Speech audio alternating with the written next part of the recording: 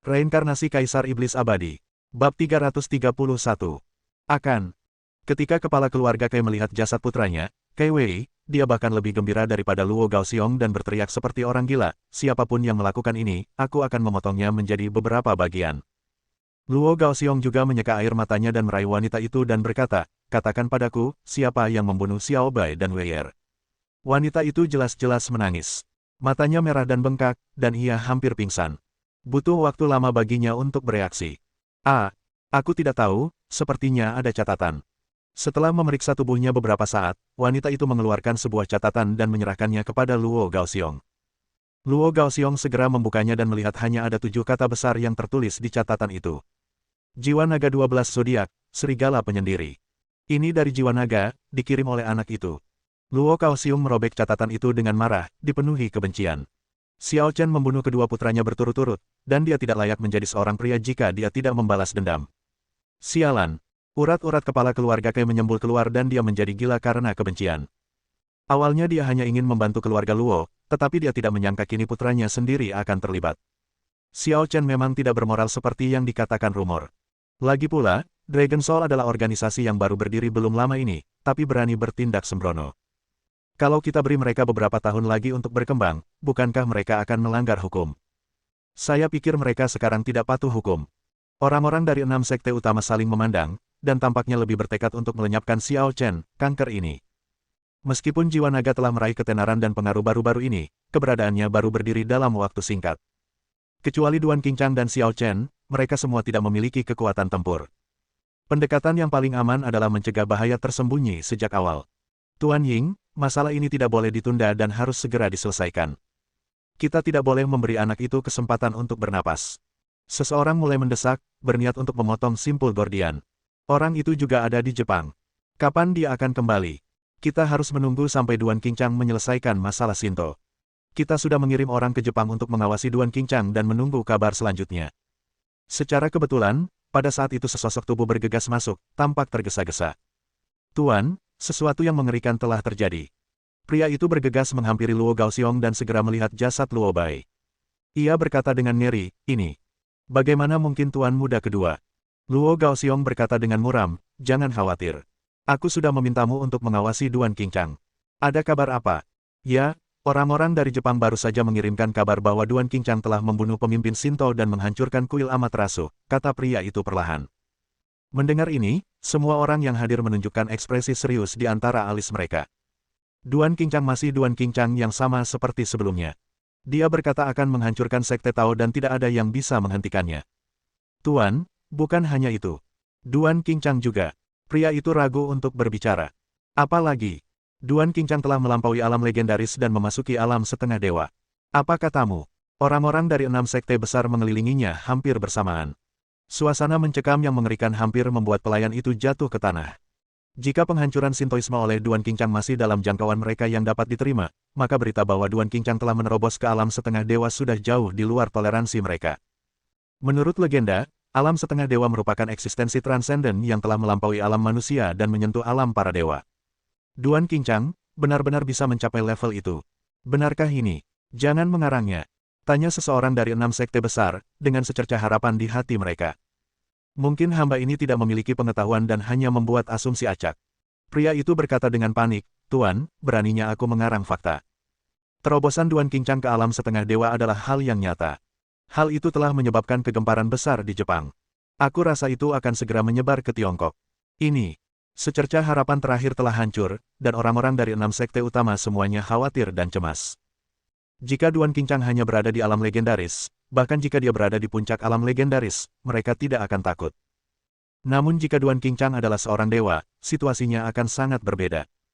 Tuan Ying, tidak ada dendam antara sekte Feixue, Duan Qingchang, dan Xiao Chen. Aku tidak akan menggila padamu kali ini. Selamat tinggal. Orang-orang dari sekte Feixue mengatakan sesuatu kepada Ying Feixian dan bergegas meninggalkan keluarga Luo. Ying Feixian, kau benar-benar membuat kami kesulitan kali ini. Sekte Yunhai dan 4 sekte besar lainnya juga mengeluh beberapa patah kata dan pergi satu demi satu. Aliansi yang telah direncanakan sejak lama hancur dalam sekejap.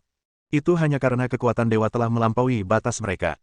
Bahkan jika 6 sekte utama mampu menghancurkan Dewa Setengah dengan bersatu, sedikitnya setengah dari anggotanya akan terbunuh atau terluka, atau bahkan fondasi sekte tersebut akan hancur. Tidak ada seorang pun yang ingin mengikuti jejak sekte Ziyang dan menghancurkan fondasi yang telah dibangun selama bertahun-tahun. Sialan, bagaimana ini bisa terjadi? Ying Feixian mengepalkan tangannya, merasa tidak rela. Sekarang bukan lagi pertanyaan apakah akan membalas dendam atau tidak, tetapi bagaimana menyelesaikan dendam ini. Seorang Dewa Setengah, sekte Tiandao mereka juga tidak mampu menyinggung perasaannya. Tuan Ying, apa yang harus kita lakukan sekarang? Luo Gaoxiong sedikit tersadar. Kemarahan di hatinya tertahan oleh berita bahwa Duan Qingchang telah mencapai tahap setengah dewa. Sebaliknya, ia merasa sedikit gelisah. Apa lagi yang bisa kau lakukan? Tunggu saja kematian. Ying Feixian mendengus dingin, mengibaskan lengan bajunya, dan pergi. Mendengar ini, wajah Luo Gaoxiong langsung memucat dan dia kehilangan seluruh kekuatan di tubuhnya. Tak hanya kedua putra mereka yang meninggal, kini keluarga Luo juga menghadapi krisis kepunahan. Dosa apa yang telah mereka perbuat? Di Sekte Pedang Liuli, Xiao Chen dan Xiao Yingsui sedang berjalan-jalan dan mengagumi bunga. Xiao Yingsui kelelahan dalam pertempuran dengan amat rasu, tetapi dia telah pulih sepenuhnya dalam 2 hari terakhir dan bersemangat tinggi. Xiao Chen, di mana tuanku? Miano Mayu, mengenakan kemeja putih yang elegan, berjalan mendekat dan bertanya dengan bingung. Ia kini menjadi pemimpin Sekte Pedang Liuli dan telah memenuhi harapan dengan memikul tanggung jawab yang berat. Temperamen dan penampilannya sangat mirip dengan Guanyu Qinxin, dan ia juga memiliki bakat kepemimpinan. Xiao Chen meliriknya dan berkata, tuanmu sedang pergi. Dia akan mengikutiku mulai sekarang. Pengelolaan Sekte Pedang Liuli akan diserahkan kepadamu. Miano Mayu tampaknya tidak terkejut dengan hasil ini, dan malah senang untuk tuannya. Kemampuan Xiao Chen sungguh tak terduga. Jika sang guru mengikutinya, mungkin perkembangannya akan lebih baik. Pada saat ini, cahaya hijau muncul dari langit dan terbang dalam sekejap. Xiao Chen mengulurkan tangannya dengan santai, dan informasi itu terkirim ke pikirannya. Ini berita dari Lone Wolf, keluarga Luo. Mata Xiao Chen berubah dingin dan amarahnya memuncak. Awalnya, dia berpikir selama keluarga Luo berubah, dia bisa memberi mereka kesempatan. Namun sekarang tampaknya dia terlalu baik. Untungnya, kami sudah siap dan membiarkan serigala penyendiri mengawasi keluarga Luo. Yingsui, ayo segera kembali ke Tiongkok. Xiao Chen berkata pada Xiao Yingsui. Oke. Xiao Yingsui tentu saja tidak keberatan. Dia akan pergi kemanapun Xiao Chen pergi. Zhenyu, tunggu sampai gurumu kembali dan beritahu dia bahwa aku harus kembali ke Tiongkok dulu, baru dia bisa melanjutkan rencananya. Xiao Chen mengingatkan Miano Mayu lagi. Baiklah, aku akan menyampaikannya pada Master. Miano Mayu mengangguk. Bab 332. Xiao Chen meminta Feng Yuhe memesan 2 tiket pesawat, dan Feng Yuhe segera menyelesaikannya. Penerbangan terakhir hanya kelas bisnis, tetapi kali ini kelas utama, jadi seharusnya ada cukup ruang. Hanya ada sekitar 10 kursi kelas 1 di pesawat. Terkadang kursi-kursi itu kosong, dan terkadang sangat diminati. Saya harus mengatakan bahwa uang terkadang merupakan hal yang baik, dan Anda dapat menikmati perlakuan terbaik di pesawat. Penumpang kelas 1 dapat naik pesawat terlebih dahulu. Ketika Xiao Chen dan Xiao Yingsui memasuki kabin kelas 1 dengan tiket mereka, pramugari dan pramugari tampak terkejut. Awalnya, mereka mengira Xiao Chen dan Xiao Yingsui adalah saudara kandung. Namun setelah keduanya memasuki kabin kelas 1, mereka hanya memejamkan mata dan beristirahat di tempat duduk, tidak meminta layanan apapun, dan tidak berkomunikasi apapun, yang membuat staf merasa aneh. Namun, dunia ini begitu luas sehingga ada banyak hal aneh. Tentu saja, mereka tidak terlalu memikirkannya dan tidak mengganggu Xiao Chen dan yang lainnya. Xiao Chen memejamkan mata ketika tiba-tiba merasa ada yang menepuknya. Ia bertanya dengan sopan, teman sekelas, bisakah kau bertukar tempat duduk denganku? Aku bisa membayar selisihnya. Xiao Chen mengira saat dia datang ke Jepang, dia bertemu Lucia yang berpindah tempat duduk agar bisa duduk di sebelahnya, dan kali ini dia bertemu seseorang yang memintanya untuk berpindah tempat duduk lagi. Apakah semudah itu untuk mengganti kursi di pesawat? Tidak ada perubahan. Xiao Chen bahkan tidak membuka matanya, dan memberikan jawaban 2 kata dengan acuh tak acuh. Mendengar ini, Fan Liangjun sedikit terkejut, lalu menatap Xiao Chen dengan serius, bertanya-tanya mengapa bocah nakal ini begitu sombong. Kalau kamu tidak mau mengubahnya, ya jangan diubah. Bisakah kamu sedikit lebih sopan? Teman sekelas, tahu nggak siapa aku? Fan Liangjun menarik dasinya dan berkata dengan nada superior, namaku Fan Liangjun. Kamu pasti pernah dengar, kan? Xiao Chen tidak mengatakan apa-apa, tetapi Xiao Yingsui di sampingnya membuka matanya dan berkata dengan dingin kepada Fan Liangjun, pergi. Fan Liangjun terkejut lagi. Mengapa anak-anak sekarang memiliki temperamen buruk? Sekalipun kesepakatannya gagal, kita tetap berteman. Kalau kita tidak bertukar tempat, bagaimana kita bisa bicara baik-baik? Lagi pula, di usia segini, bukankah seharusnya mereka semua jadi pemburu bintang? Kok mereka sampai nggak kenal diri sendiri? Ahem. Fan Liangjun menolak mempercayainya dan sengaja batuk 2 kali, mungkin kamu tidak mengenalku, tapi kamu pasti mengenal Ji Lingxuan, kan? Ji Lingxuan. Xiao Chen juga bertanya pada Fan Liangjun. Ya, saya agennya. Apakah Anda mengenali saya sekarang? Fan Liangjun tampak bangga, seolah menunggu Xiao Chen dan Xiao Yingsui berseru dan menunjukkan ekspresi iri. Namun, Xiao Chen mengerutkan kening dan bertanya dengan bingung, siapa Ji Lingxuan? Celepuk. Fan Liangjun jatuh ke tanah dan bangkit setelah sekian lama. Ia menatap Xiao Chen seolah-olah ia monster dan berkata, kau bahkan tidak kenal Ji Lingxuan. Ya Tuhan, kau dari Mars. Dia terkenal. Tentu saja, dia sekarang adalah bintang paling populer di industri hiburan dan idola nasional. Fan Liangjun tidak tahu harus berkata apa. Xiao Chen tiba-tiba menyadari bahwa dia berasal dari industri hiburan. Mungkin Fan Liangjun melebih-lebihkan, tetapi dapat dibayangkan bahwa Ji Lingxuan memang cukup terkenal, setidaknya seorang selebriti papan atas. Namun, dia tidak tertarik dengan industri hiburan dan kebanyakan berinteraksi dengan para pejuang. Jadi, tentu saja dia tidak pernah memperhatikan Ji Lingxuan. Teman sekelas, kita sedang terburu-buru pulang dari Jepang kali ini. Kita hanya bisa membeli 1 tiket kelas 1. Bisakah kamu berbaik hati dan bertukar tempat denganku? Soalnya aku masih perlu membahas beberapa hal dengan Ji Lingxuan dalam perjalanan. Fan Liangjun berkata, dan menambahkan. Bagaimana kalau begini? Kalau kamu tukar denganku, aku tidak hanya akan mengganti selisihnya, tapi juga mengizinkanmu berfoto dengan Ji Lingxuan. Bagaimana? Kondisi ini sungguh tidak dapat ditolak oleh sebagian besar anak laki-laki dan perempuan. Saat bertemu teman atau teman sekelas nanti, kamu bisa memamerkan foto-fotomu bersama Ji Lingxuan. Kamu pasti bangga, kan? Namun, Xiao Chen tetap menggelengkan kepalanya dan berkata, aku tidak kenal Ji Lingxuan. Apa yang ingin kau bicarakan tidak ada hubungannya denganku. Kau bisa memintanya untuk duduk di kelas bisnis bersamamu. Bagaimana mungkin? Fan Liangjun terdiam. Pemuda ini benar-benar bersikeras dan tidak mau makan apapun. Ji Lingxuan selalu terbang di kelas utama. Ada begitu banyak orang di luar. Bagaimana kalau terjadi kecelakaan? Adik, bagaimana kalau kau bertukar denganku? Fan Liangjun mengalihkan perhatiannya ke Xiao Yingsui lagi. Tidak. Xiao Yingsui menjawab dengan dingin. Jika di tempat lain, dia pasti sudah menjatuhkan Fan Liangjun. Namun, ini adalah pesawat, dan Fan Liangjun hanyalah orang biasa. Jika masalah ini dibiarkan begitu saja, lepas landas pesawat mungkin akan tertunda, jadi dia tidak melakukan apapun. Liangjun, ada apa? Bukankah seharusnya kamu ada di luar? Kenapa kamu ada di sini? Tepat ketika Fan Liangjun merasa dipermalukan di kedua sisi, seorang wanita bergaun putih dan rok panjang mengenakan kacamata hitam besar, berwajah bulat dan berwajah halus datang ke kabin kelas 1 dikawal oleh 2 pria. Jelas saja, itu adalah bintang besar Ji Lingxuan. Lingxuan, aku sudah berdiskusi dengan teman sekelasku ini, apakah aku boleh bertukar tempat duduk dengannya, tapi dia menolak. Kata Fan Liangjun tanpa daya. Mendengar ini, Ji Lingxuan menatap Xiao Chen. Xiao Chen berpakaian santai, dengan jubah putih bergaya kuno. Ia tampak luar biasa tampan dan memiliki temperamen yang tak terlukiskan, tetapi ia masih agak muda. Teman sekelas, dia agenku. Kalau kamu mau, kamu bisa tukaran dengannya. Harganya bisa dinegosiasikan. Ji Lingxuan juga mencoba menghubungi Xiao Chen. Namun, Xiao Chen terlalu malas untuk menjawab kali ini. Ia hanya bersandar di kursinya, memejamkan mata lagi, dan menutup telinga terhadap apa yang terjadi di luar. Ji Lingxuan tampak tertegun. Apa yang sedang terjadi? Apakah dia diabaikan? Lingxuan, orang ini pasti berpura-pura menarik perhatianmu. Aku baru saja bilang aku agenmu, tapi dia malah bilang belum pernah dengar tentangmu. Sebaik apapun Fan Liangjun, dia tak bisa menahannya saat ini. Kamu belum pernah mendengar tentangku. Ji Lingxuan tercengang. Entah mengapa, dia merasa Xiao Chen bukan tipe orang yang suka berbuat trik. Mungkin dia sendiri memang tidak mengenalnya. Bukankah ketenaranku sudah cukup tinggi? Tidak, aku harus menyelamatkan remaja sesat ini dan melatihnya untuk menjadi penggemarku. Ji Lingxuan berpikir dalam hati, lalu berkata kepada Fan Liangjun, Liangjun, menurut aturan, kamu tidak boleh sembarangan pindah tempat duduk di pesawat. Karena tempat dudukmu di kelas bisnis, kamu boleh keluar. Lingxuan, masih ada yang ingin kubicarakan denganmu. Kata Fan Liangjun dengan sedih.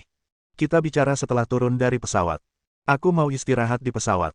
Ji Lingxuan melambaikan tangannya dan berkata, keluar. Setelah mendengar apa yang dikatakan Ji Lingxuan, Fan Liangjun tidak punya pilihan selain kembali ke kelas bisnis dengan patuh. Tetapi saat dia duduk di kursinya, dia merasa tidak nyaman.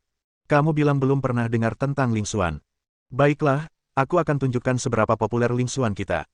Karena mengira pesawatnya belum lepas landas dan dia bisa menggunakan ponselnya, dia mengeluarkan ponselnya, membuka Weibo, dan mengirim pesan. Bab 333.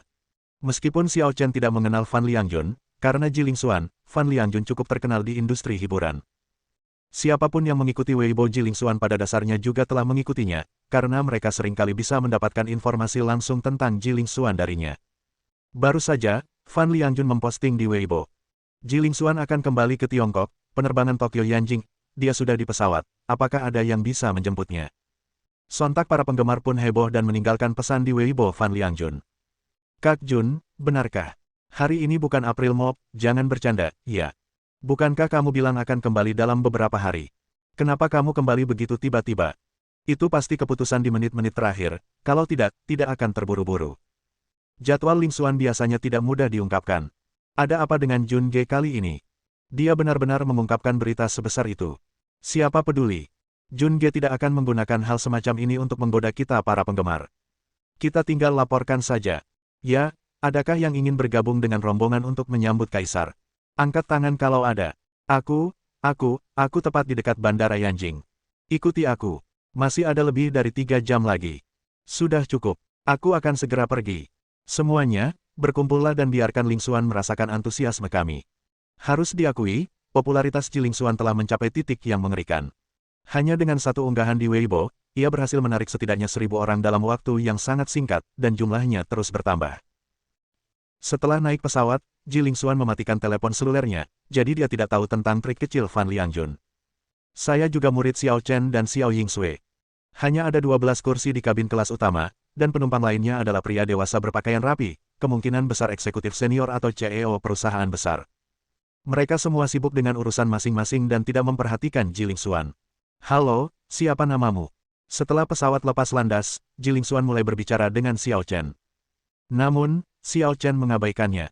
Ji Ling Xuan sangat tertekan, tetapi dia tetap teguh dan terus bertanya, kamu benar-benar tidak mengenalku. Bukankah kamu biasanya menonton drama TV dan mendengarkan musik? Dia telah membintangi beberapa serial TV populer dalam beberapa tahun terakhir, dan beberapa single yang dirilisnya telah menduduki puncak tanggal lagu musik utama. Ketenarannya bahkan menyebar ke luar negeri dan ke seluruh Asia Timur.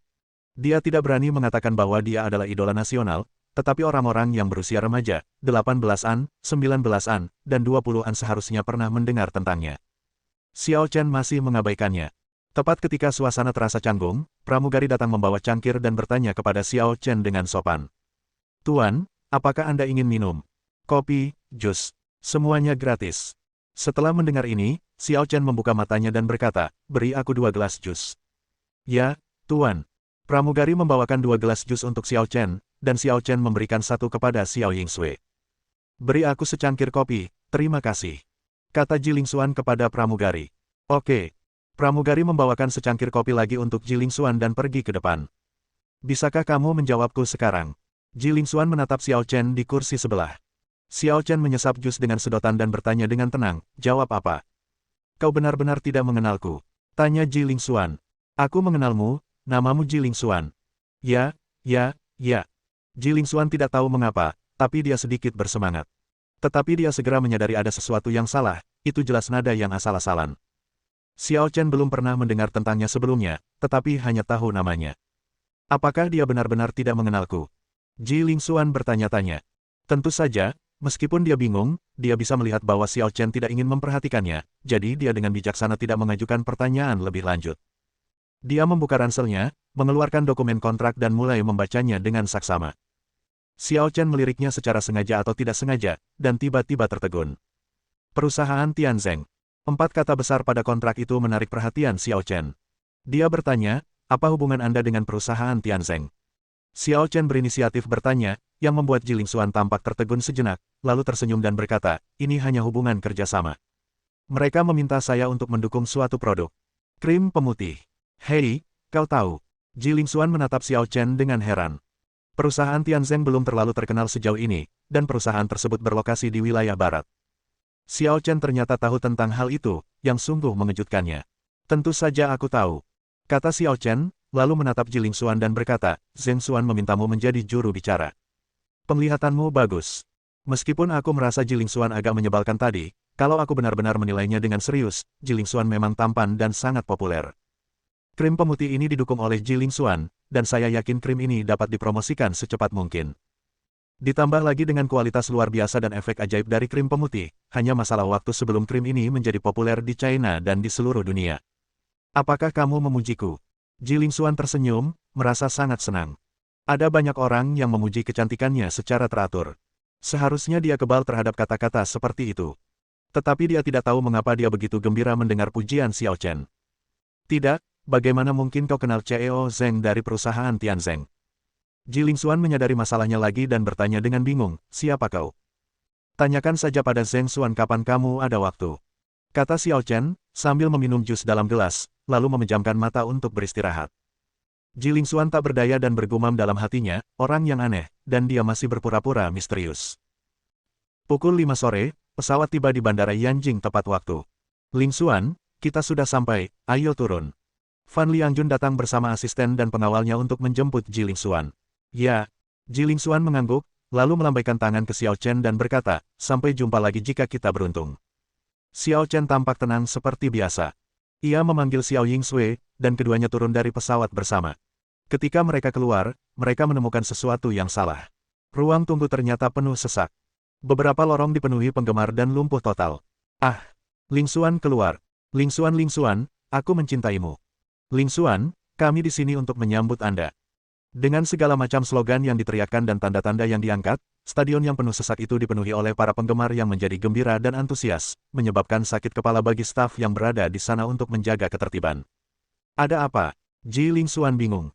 Dia tiba-tiba memutuskan untuk kembali ke Tiongkok kali ini, jadi kenapa begitu banyak penggemar tahu? Lingsuan, bagaimana? Apakah ada kejutan? Tanya Fan Liangjun dengan bangga. Kau membocorkan informasi. Jilingsuan berkata tanpa berkata-kata, apa kau gila? Tidak apa-apa. Ini akan menciptakan suasana yang lebih baik dan juga memungkinkan beberapa orang yang belum pernah melihat dunia untuk memperluas wawasan mereka dan melihat betapa besarnya acara ini. Kata Fan Liangjun, melirik Xiao Chen, entah sengaja atau tidak. Ya Tuhan, aku benar-benar terkesan padamu. Jilingsuan memegang dahinya dengan tangannya. Ia tak menyangka Fan Liangjun akan bersaing dengan Xiao Chen. Jangan ganggu dia, otaknya bocor. Jilingsuan meminta maaf kepada Xiao Chen. Tidak apa-apa, kamu memang sangat populer. Sepertinya aku picik. Xiao Chen tersenyum santai. Jilingsuan bekerja sama dengan perusahaan Tianzeng, jadi untuk sementara dia dianggap sebagai salah satu dari kami. Sedangkan Fan Liangjun, abaikan saja dia. Baguslah kau tahu kalau kau rabun jauh. Beranikah kau bilang kau tidak mengenal Lingsuanku lain kali? Fan Liangjun mengira Xiao Chen sudah menyerah dan merasa sangat bangga. Tetapi pada saat ini, sesuatu yang tidak terduga terjadi. Satu tim polisi bersenjata lengkap menyerbu bandara dan mengusir seluruh supporter dengan sikap dingin dan serius, tidak membiarkan adanya perlawanan. Apa yang sedang terjadi? Semua orang terkejut dan bahkan merasa takut tanpa alasan. Bagi masyarakat biasa, polisi yang bersenjata peluru tajam memberikan efek jera yang tak terlukiskan. Betapapun gilanya para penggemar itu, bahkan staf bandara bisa mengabaikan mereka, tetapi di hadapan polisi bersenjata, mereka tidak berani bersikap lancang dan semuanya mundur. Apa yang terjadi? Jilingsuan juga merasa tidak nyaman dengan pemandangan ini. Aku juga tidak tahu. Fan Liangjun juga sedikit bingung. Tepat ketika semua orang di antara penonton merasa bingung dan gelisah, tiba-tiba seorang polisi bersenjata berlari menghampiri Xiao Chen dan memberi hormat dengan hormat. Tuan Xiao, komandan punya sesuatu yang mendesak untuk dibicarakan denganmu. Dalam sekejap, seluruh hadirin terdiam. Jadi pandangan orang-orang beralih dari Jilingsuan dan tertuju pada Xiao Chen di sebelahnya. Bab 334. Kau kesini untuk menemuinya. Jilingsuan membuka mulutnya karena terkejut dan menatap Xiao Chen dengan tak percaya. Meskipun dia menebak di pesawat bahwa Xiao Chen sangat misterius dan pasti memiliki latar belakang tertentu, dia tidak menyangka dia begitu kuat. Seorang perwira memberi hormat kepada Xiao Chen, yang berarti pangkat Xiao Chen lebih tinggi dari perwira ini. Petugas itu juga mengatakan bahwa pemimpin ingin menemuinya tentang sesuatu yang mendesak. Astaga, siapa dia? Jilingsuan seperti ini, belum lagi Fan Liangjun di sebelahnya, yang hampir mati ketakutan dan tampak ketakutan. Bagaimana dia bisa membayangkan bahwa seorang remaja yang dia temui secara kebetulan di pesawat akan memiliki latar belakang yang begitu kuat? Tapi dia masih saja jahat dan bilang orang lain bodoh. Dia benar-benar cari masalah. Meskipun ia sukses di industri hiburan, ia tidak sebanding dengan orang-orang selevel Xiao Chen. Membunuhnya akan semudah membunuh semut. Namun, Xiao Chen jelas tidak menganggapnya serius dan tidak pernah memperhatikannya dari awal hingga akhir. Pimpin jalan, kata Xiao Chen kepada petugas itu. Ia mungkin bisa menebak mengapa pemimpin itu mencarinya. Tuan Xiao, silakan ikuti saya. Kata petugas itu sambil memimpin jalan, diikuti Xiao Chen dan Xiao Yingsui dari belakang. Semuanya mundur, dilarang mengambil gambar. Kata-kata yang merdu dan penuh kekuatan itu bergema di aula bandara, membuat orang-orang secara tidak sadar mematuhinya, dan tidak ada seorang pun yang berani melawan. Namun, pada saat ini, semua orang merasakan kekaguman yang tak dapat dijelaskan terhadap Xiao Chen, anak muda ini. Ling Xuan, menurutmu siapa dia? Tanya Fan Liangjun dengan rasa takut yang masih tersisa. Aku tidak tahu siapa dia, tapi aku tahu kau tidak boleh menyinggung perasaannya. Lain kali, berhati-hatilah dan jangan membuatku kesulitan lagi. Ji Ling Xuan memelototi Fan Liangjun dengan nada mencela. Ah, aku mengerti, kata Fan Liangjun dengan menyesal. Di ruang jaga di bandara, pemimpin yang memintanya untuk mendirikan 12 istana jiwa naga sedang menunggu, dan bersamanya adalah Zhang Chaiwei, pemimpin tim Lang. Tuan Xiao, senang bertemu dengan Anda. Pemimpin itu berdiri dan berjabat tangan dengan Xiao Chen dengan antusias. Xiao Chen tampak tenang dan bertanya dengan penuh pengertian, apa yang kau inginkan dariku? Pemimpin itu melirik Xiao Yingsui tanpa sadar. Dia adalah orang yang paling aku percaya, jangan khawatir. Setelah Xiao Chen mengatakan ini, sang kepala suku tak lagi ragu dan mendesah, ini semua karena masalah keluarga Luo. Luo Kaoxiong pernah datang kepadaku sebelumnya. Xiao Chen berpikir dalam hati bahwa memang sudah diduga, tetapi di permukaan ia berkata dengan dingin, kalau begitu, silakan kembali, ketua. Aku sudah memberi keluarga Luo kesempatan, dan aku tidak akan pernah membiarkan mereka pergi kali ini. Ekspresi kepala suku membeku, dan dia berkata dengan malu, apakah benar-benar tidak ada ruang untuk perubahan? Luo Kaoxiong berjanji padaku bahwa dia akan mengubah kebiasaannya di masa depan. Sudah terlambat, kata Xiao Chen dengan tenang, menurut prinsipku, segala sesuatu hanya bisa terjadi sekali, tapi tidak dua kali. Lagi pula, kau tidak terlalu peduli dengan keluarga Luo, kan? Mengapa Anda berkata begitu, Tuan Xiao? Keluarga Luo memang punya pengaruh besar di Yanjing, tapi tetap saja bukan keluarga papan atas. Tanpa keluarga Luo, ada banyak keluarga yang bisa menggantikan keluarga Luo kapan saja, jadi urusan keluarga Luo tidak relevan. Yang kau pedulikan sebenarnya adalah sikapku. Tuan Xiao, ini. Entah kenapa, pemimpin itu merasa sedikit takut. Dia merasa seolah-olah semua aktivitas mentalnya dilihat oleh Xiao Chen. Jangan khawatir. Karena aku telah menciptakan 12 istana jiwa naga, aku tidak akan melupakan perjanjian awal. Tapi aku pasti akan menghancurkan keluarga Luo. Kau tidak bisa menyelamatkan mereka. Setelah meninggalkan kata-kata tegas ini, Xiao Chen membawa Xiao Yingsui pergi, meninggalkan keduanya dalam keadaan terkejut.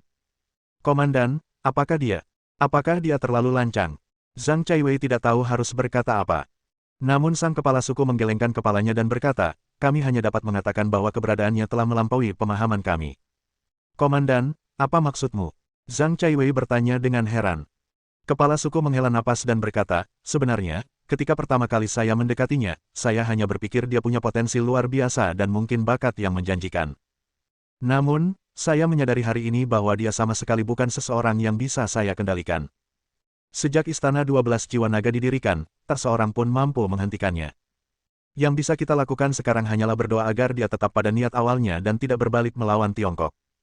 Seperti yang dikatakan Xiao Chen, dia benar-benar tidak peduli dengan keluarga Luo. Dia hanya takut Xiao Chen akan benar-benar melakukan apapun yang dia inginkan dan melupakan perjanjian awal. 12 istana jiwa naga adalah pedang bermata dua, dan Xiao Chen akan memutuskan arah akhir dari pedang bermata dua ini. Xiao Chen tahu bahwa pemimpin itu sudah waspada dan berhati-hati terhadapnya, karena 12 istana jiwa naga telah tumbuh melampaui imajinasi siapapun dalam waktu singkat. Namun, kekhawatiran ini agak tidak perlu. Hasratnya akan kekuasaan dan kendali tidaklah kuat, bahkan tidak ada. Dia menciptakan 12 istana jiwa naga hanya untuk mempermudah segala sesuatunya bagi dirinya sendiri. Tentu saja, selain ini, ia akan memenuhi janjinya dan memberikan bantuan saat China sedang dalam kesulitan. Adapun keluarga Luo, dia harus menghancurkannya kali ini. Memikirkan hal ini, dia berubah menjadi cahaya hijau dan menembakkannya dengan jentikan jarinya. Cahaya hijau terbang tinggi ke langit dan meledak di udara. Kali ini, ia memberikan metode kontak kepada orang-orang jiwa naga. Duan Qingchang dan Bulan telah menggunakan metode ini untuk menghubunginya sebelumnya. Semua orang dari keluarga jiwa naga berkumpul. Di dalam keluarga Luo, ada suasana suram dan semua orang panik, seolah-olah mereka bisa merasakan badai yang akan datang. Tuan, Anda sudah memohon kepada kepala suku, bisakah Xiao Chen membiarkan kami pergi? Seseorang bertanya dengan cemas. Kepala suku tidak langsung menjawabku, dia hanya menyuruhku bicara dengan Xiao Chen. Nada bicara Luo Kaoxiong terdengar serius, dan dia juga merasa gelisah dan menyesal. Kalau saja dia sudah tahu sebelumnya bahwa Xiao Chen adalah Kaisar Naga, dia tidak akan berani memprovokasi Xiao Chen sekalipun kedua putranya meninggal. Tetapi apakah ada obat untuk penyesalan di dunia ini? Luo Kaoxiong. Ketika saya pertama kali mendengar pernyataan yang menggemparkan ini, rasanya seperti suara guntur. Sosok berpakaian ungu melayang ke atap rumah keluarga Luo, dengan ekspresi dingin, menatap semua orang di keluarga Luo. Kau, Feng Yuhe, putri keluarga Feng. Luo Gaoxiong menatap sosok berpakaian ungu itu dan berkata cepat, keponakan Feng, kakekmu, Feng Zhenhai, dan aku sudah saling kenal selama bertahun-tahun. Kami berteman baik. Namun, Feng Yuhe tetap tidak tergerak dan berkata dengan dingin, Kaisar telah menetapkan bahwa keluarga Luo akan dihancurkan hari ini. Begitu dia selesai berbicara, serangkaian sosok dingin turun entah dari mana dan mengepung rumah keluarga Luo, membuatnya mustahil untuk masuk atau keluar. Perintah Kaisar. Kau mengikuti perintahnya. Luo Gaoxiong tahu betul bahwa Feng Yuhe berasal dari 12 istana jiwa naga dan merupakan bawahan Xiao Chen. Luo Gaoxiong, ini semua salahmu. Kaisar Naga bilang dia memberimu satu kesempatan, tapi sayangnya kau tidak menghargainya. Feng Yuhe selesai berbicara, melambaikan tangannya dan memerintahkan, bunuh. Begitu kata, bunuh terucap, para master jiwa naga berdatangan satu demi satu, menjelma menjadi dewa kematian yang paling gelap. Siapapun dari keluarga Luo pasti akan menjadi incaran dewa kematian. Tanpa perlindungan Sekte Tiandao, tidak ada guru dalam keluarga Luo. Menghadapi jiwa naga elit, mereka tidak punya kekuatan untuk melawan, dan dalam waktu singkat, tanah dipenuhi mayat dan sungai darah. Bab 335. Sementara keluarga Luo melaksanakan operasi pembunuhan, keluarga Kei juga melakukan hal yang sama. Dipimpin oleh Goshok dan Lone Wolf, jiwa naga elit mengalir ke keluarga Kei. Karena rencana keluarga Kei relatif kecil, perintah awal Xiao Chen hanya membunuh beberapa tokoh kunci keluarga Kei, dan sisanya bisa dibiarkan hidup. Namun, dibandingkan dengan kemudahan di sisi Feng Yuhe, sesuatu yang tidak terduga terjadi di sini. Beraninya kau datang ke keluarga Kei dan bertingkah liar. Keterlaluan. Bersamaan dengan raungan amarah, sesosok makhluk perkasa melompat keluar dari rumah keluarga Kei dan menyerang elang dan serigala penyendiri itu dengan telapak tangan. Setelah instruksi Xiao Chen, kekuatan Feng Yuhe dan Gulang meningkat pesat, dan mereka berdua mencapai puncak alam Zhenwu. Akan tetapi, bahkan ketika keduanya bergabung, mereka tidak sebanding dengan pendatang baru itu. Peng! Elang Goshok dan serigala penyendiri terkejut pada saat yang sama dan terbang ke samping. Untungnya, sebuah kekuatan lembut menyelimuti mereka dan menghilangkan kekuatan mereka, jika tidak, mereka akan terbunuh atau lumpuh dalam sekejap. Panggilan. Sosok ramping berpakaian putih muncul, berdiri dengan kedua tangan di belakang punggungnya, dengan ekspresi acuh tak acuh dan sikap memandang rendah dunia. Kaisar Naga. Lone Wolf dan Goshok berlutut dengan satu kaki pada saat yang sama. Semua anggota Dragon Soul menundukkan kepala dan berlutut dengan satu kaki. Inilah adab yang paling luhur, seakan-akan menyambut kedatangan dewata. Di mata masyarakat jiwa naga, Kaisar Naga bukan lagi sekedar pemimpin biasa. Dia adalah iman, kebenaran, dan Tuhan. Xiao Chen melambaikan tangannya dengan santai, memberi isyarat agar semua orang pergi, lalu menoleh ke kepala keluarga Kei dan berkata dengan dingin, sepertinya aku benar-benar datang ke sini. Keluarga Kei memang lebih sulit dihadapi daripada keluarga Luo. Tanpa Sekte Tiandao, keluarga Luo tidak lagi memiliki guru yang layak, jadi Feng Yuhe dapat menanganinya sendiri. Tetapi keluarga Kei sebenarnya memiliki guru legendaris. Apakah kau Kaisar Naga? Alam legenda keluarga Kei menatapnya dengan dingin dan menatap langsung ke arah Xiao Chen, seolah-olah dia tidak yakin. Ini terlalu mudah. Bagaimana mungkin seorang anak muda membuat Duan Qingchang menyerah dan memenangkan kesetiaan begitu banyak Master Dragon Soul? Kejutan. Tanya Xiao Chen dengan tenang, kalau tidak salah, kau bukan dari keluarga Kei, tapi pembantu luar yang diundang oleh keluarga Kei. Benar sekali. Sang penguasa alam legendaris kembali tenang dan berkata dengan tenang, hari ini, aku akan melindungi keluarga Kei. Oh, mengandalkanmu, alam legendaris tingkat menengah. Xiao Chen mencibir dengan sedikit nada meremehkan. Kaisar Naga, tahukah kau asal-usulku? Tanya alam legenda, lalu menggelengkan kepala dan berkata, kau terlalu muda, jadi kau mungkin tidak mengenalku. Di mana Duan Qingchang? Biarkan dia datang dan bicara padaku. Apakah kamu berteman dengan Duan Qingchang? Tanya Xiao Chen. Tidak, aku hanya pernah mendengar namanya. Tapi kurasa dengan pengalamannya, dia pasti tahu asal-usulku dan apakah aku layak melindungi keluarga Kei. Nada bicara Legend Realm terdengar arogan, seolah-olah dia memiliki rasa superioritas bawaan. Benarkah? Xiao Chen mengangkat alisnya dan berkata dengan tenang, mungkin aku harus mengingatkanmu bahwa jiwa naga ditentukan olehku, bukan Duan Qingchang. Pendapatnya tidak cocok denganku. Alam legenda tercengang dan berkata, Duan Qingchang adalah seorang dewa, bukankah dia punya hak bicara menggantikanmu? Maaf, tidak. Xiao Chen menggelengkan kepalanya dan berkata, hanya aku yang berhak memutuskan jiwa naga. Tidak ada orang lain yang berhak bicara. Anda. Saat aku terkejut, aku melihat pemuda di depanku menjentikkan jarinya, dan cahaya pedang yang mengerikan muncul dalam sekejap. Sang legenda ingin menghindar secara naluriah, tetapi aura aneh menguncinya, membuatnya tidak dapat bergerak sama sekali. Memanggil. Kilatan pedang menentukan hidup atau mati. Seseorang yang berada di tahap tengah alam legenda, tubuhnya tercabik-cabik dalam sekejap mata, tanpa kekuatan untuk melawan. Dari ekspresi terkejut di wajahnya sebelum kematiannya, orang dapat melihat kebencian dan penyesalan di dalam dirinya. Dia salah menilai situasi dan terlebih lagi, dia salah menilai Xiao Chen. Awalnya dia mengira bahwa Xiao Chen mampu menaklukkan Duan Qingchang hanya karena mereka berdua telah mencapai semacam konsensus, dan faktanya status Duan Qingchang mungkin tidak lebih rendah dari Xiao Chen. Lagi pula, Duan Qingchang sekarang adalah seorang dewa, bagaimana mungkin dia lebih rendah dari yang lain? Namun, dia salah besar.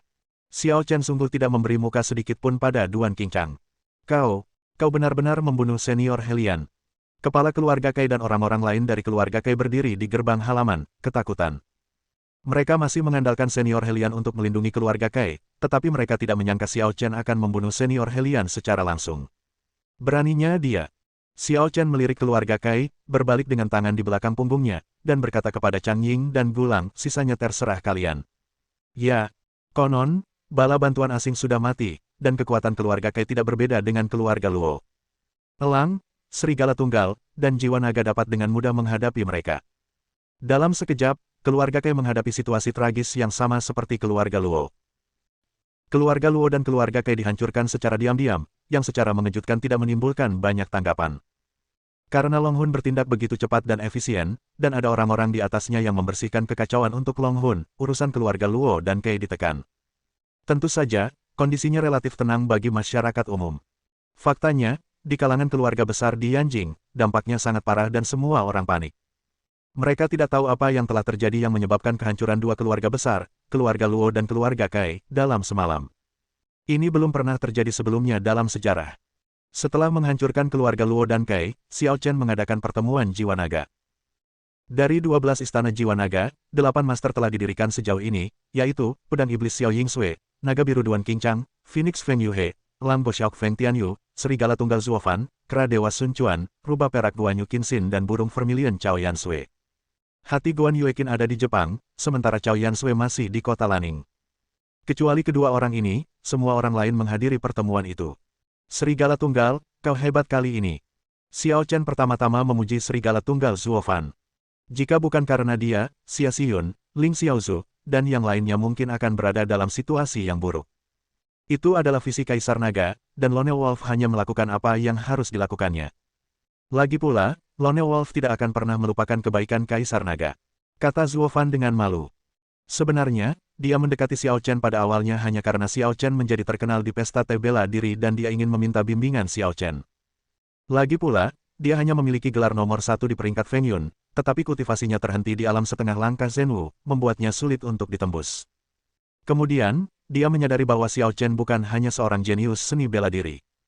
Saat itu, Xiao Chen juga sedang dalam suasana hati yang baik.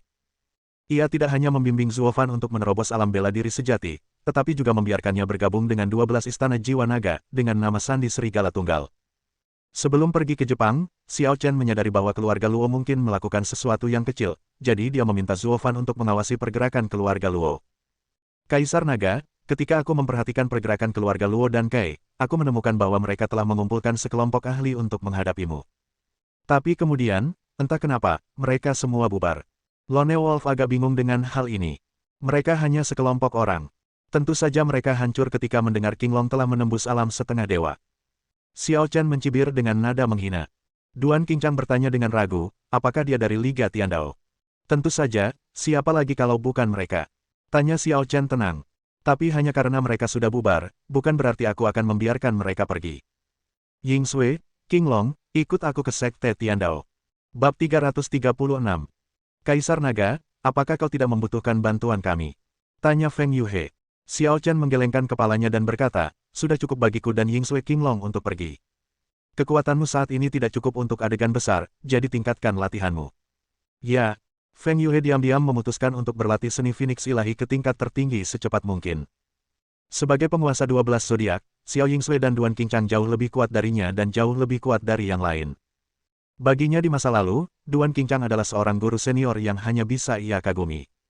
Tetapi sekarang status mereka setara, dia tidak bisa merendahkan dirinya dan menempatkan dirinya pada posisi lebih rendah dari Duan Qingchang.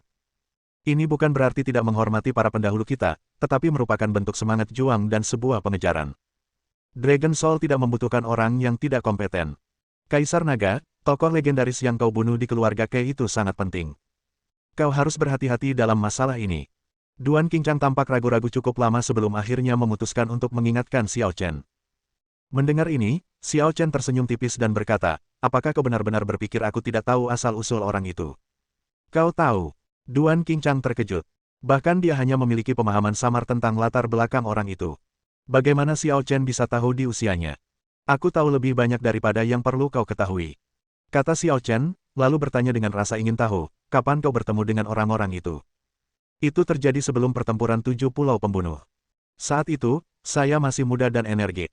Saya belum pernah terkalahkan dan saya merasa tak terkalahkan. Duan Qingchang mengingat masa lalu dan tersenyum tak berdaya. Senyum ini mengandung banyak hal.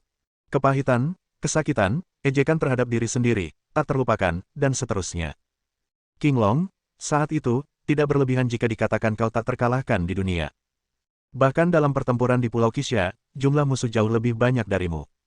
Jika kau bertarung sendirian, siapa yang bisa menjadi lawanmu? Tanya Feng Yue. Tidak, kau meremehkan dunia. Duan Qingchang menggelengkan kepalanya dan berkata, sebelum insiden di Pulau Qixia, aku bertemu seorang master. Aku tak bisa mengalahkannya. Ah! Feng Yue bertanya dengan heran, bukankah kau belum pernah kalah sebelum Pulau 7 pembunuhan? Feng Tianyu, Zhuo Fan, Sun Quan dan Yang Qingyan juga pandai menyanyi.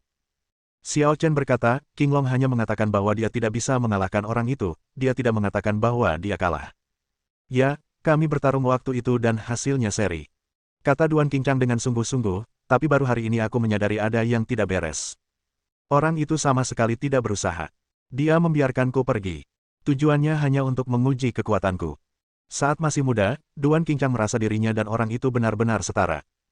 Orang itu sangat kuat, dan dia juga tidak buruk. Sekarang setelah ia berhasil menjadi dewa, Duan Qingchang merasa bahwa pria di hadapannya dulu sangat kuat. Ia masih ingat bahwa setelah bertarung dengannya, lelaki itu berkata setuju, tidak buruk, tetapi masih kurang keterampilan. Lalu pergi. Saat itu dia masih belum yakin dan mengira kalau laki-laki itu sedang pamer. Kalau dipikir-pikir lagi, saya sadar pihak lain itu benar-benar tak terduga. Apakah orang itu salah satu dari kita orang Tiongkok? Feng Yue terkejut. Ya, Duan Qingchang menegaskan. Apakah Tiongkok masih memiliki orang-orang kuat setingkat ini? Feng Yue tampak menyegarkan pandangan dunianya. Saat Duan Qingchang berada di puncaknya, adakah yang mampu mengalahkannya? Jadi, pengetahuan kita terlalu sedikit. Dunia ini tidak sesederhana yang kita bayangkan. Kata Duan Qingchang, lalu menatap Xiao Chen dan berkata, Kaisar Naga, apakah kau benar-benar tahu keberadaan orang-orang itu? Tentu saja, orang-orang itu adalah fondasi Tiongkok dan ditakdirkan untuk melindunginya. Kecuali Tiongkok menghadapi krisis hidup dan mati, mereka tidak akan muncul. Kata Xiao Chen dengan nada terkejut. Penjaga Tiongkok. Duan Qingchang, Feng Yue, Feng Tianyu dan yang lainnya saling memandang. Beberapa keluarga kuno di Tiongkok sebenarnya memiliki cabang pelindung. Misalnya, keluarga kupu-kupu. Lembah peri kupu-kupu di belakang keluarga kupu-kupu adalah salah satu kekuatan pelindung di Tiongkok. Lembah peri kupu-kupu. Feng Yue terkejut. Terakhir kali Dai Qianwu dan orang-orang dari keluarga Dai pergi ke keluarga Feng untuk mempertanyakan seni Phoenix ilahi, Xiao Chen menyebutkan lembah abadi kupu-kupu. Seni Phoenix ilahi yang dia latih sekarang adalah teknik warisan lembah abadi kupu-kupu. Baiklah, kelompok orang itu tidak ada hubungannya dengan kita untuk saat ini, jadi lakukan saja pekerjaanmu dengan baik. Xiao Chen menyela kecurigaan semua orang. Pasukan penjaga Tiongkok memiliki sejarah yang panjang, bahkan lebih tua dari klan Yuxiao, dan sulit untuk menjelaskan semuanya dalam waktu singkat. Ya, semua orang setuju tanpa berpikir lebih jauh. Yingsui, King Long, ayo berangkat ke Sekte Tiandao. Keraguan muncul lagi dalam Sekte Tiandao. 6 sekte utama yang awalnya terpecah kini bersatu kembali. Konferensi Tiandao kedua diadakan, dipimpin oleh Ying Feixian, pemimpin Sekte Tiandao. Semuanya, menurut berita dari mata-mata kita, keluarga Luo dan keluarga Kai di Yanjing telah dihancurkan. Kurasa Xiao Chen, Duan Qingchang, dan yang lainnya akan segera datang ke rumah kita. Kita harus bersatu, kalau tidak, keluarga Luo dan keluarga Kai akan menjadi takdir kita. Ying Feixian, ini semua salahmu. Kami tidak punya dendam terhadap Xiao Chen. Murid-muridmu dari Sekte Tiandao terbunuh, dan kau menyeret beberapa sekte besar kami ke dalam masalah ini. Apa niatmu? Orang-orang dari 5 sekte besar mengecam Sekte Tiandao. Benar sekali, Sekte Tiandao tidak layak menjadi pemimpin.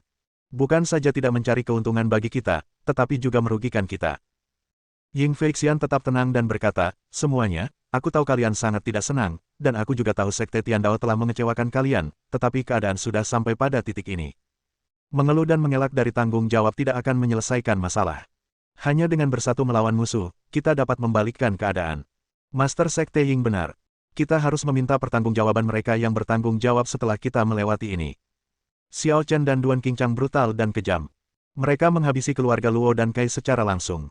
Saya khawatir mereka tidak akan membiarkan sekte kita pergi. Hampir mustahil untuk mencari perdamaian.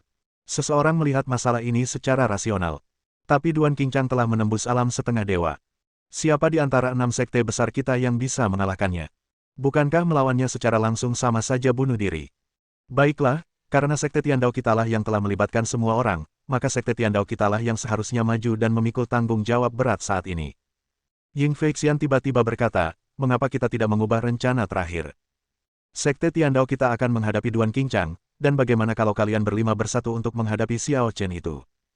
Terakhir kali mereka mengetahui bahwa Xiao Chen adalah Kaisar Naga, mereka menganggap ancaman Xiao Chen lebih besar daripada Duan Qingchang.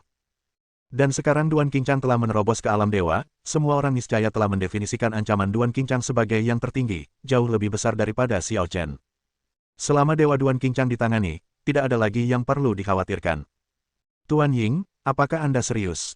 Seseorang bertanya dengan curiga, apakah Anda punya cara untuk menghadapi Dewa Setengah? Karena aku berani mengatakannya, tentu saja aku yakin. Kata Ying Feixian misterius. Baiklah, selama kalian, Sekte Tiandao, bisa menangani Duan Qingchang, kami akan mengurus Xiao Chen. Orang-orang dari 5 sekte besar juga tahu bahwa masalah ini mendesak dan mereka segera mencapai konsensus.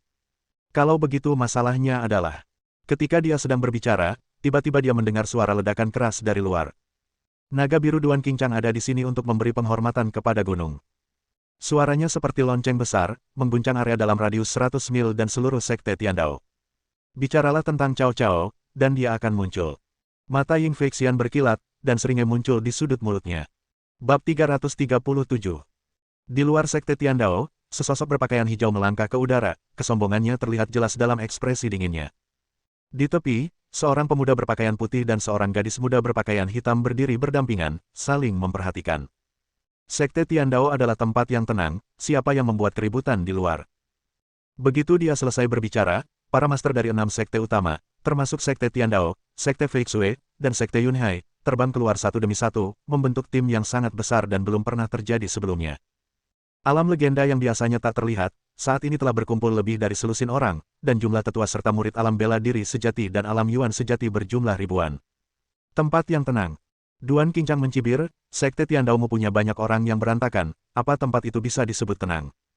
Bagaimana kalau aku bantu membersihkan mereka?